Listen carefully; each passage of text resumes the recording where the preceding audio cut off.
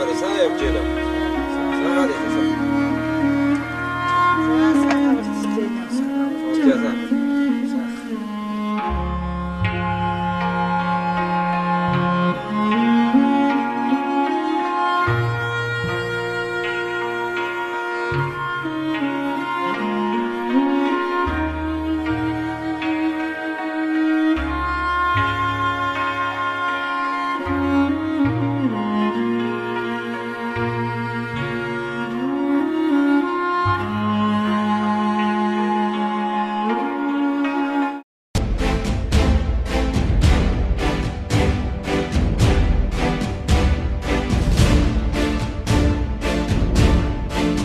Хеликобактерийн нөлөөгөөр ходоод гэлсний салс дөрвсөж дахин даймжрах явцдаа ходоод гэлсний архив өвчнийг үүсгэнэ.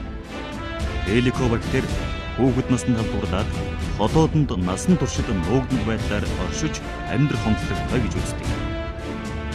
Хеликобактерийн халдвар өндөр хөгжсөн орнуудын хүн амын 30 орчим, хөгжиж буй орнуудын хүн амын 70 орчим хувьд бүртгэж буйг судлаачид мэдээлжээ. Манай орны ходоод гэлсний замын өвчтөй хүмүүсийн дунд хеликобактерийн халдвар өндөр байгааг судалгаагаар тогтоосон байна. Хеликобактер пилори насан туршидын 74-ээс 82%, Улаанбаатар хотын насан туршидын 69%, эрүүл өсвөр насны хүүхдийн 64%, ходоод дээд эзний шаардлагатай хүмүүсийн 83-аас 97%, молекул биологийн судалгаагаар хүн амын 68% тус илэрч байна. Дэлхийн хүн амын 50 орчим хувь нь хеликобактерийн халдвар авсныг судлаач тогтоолоо.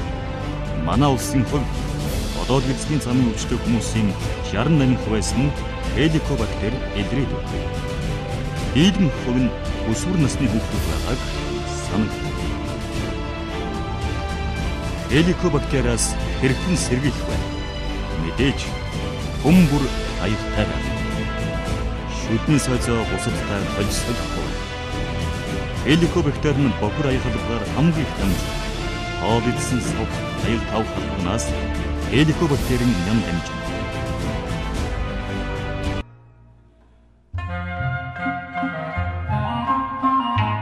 Аянтай хайргуна.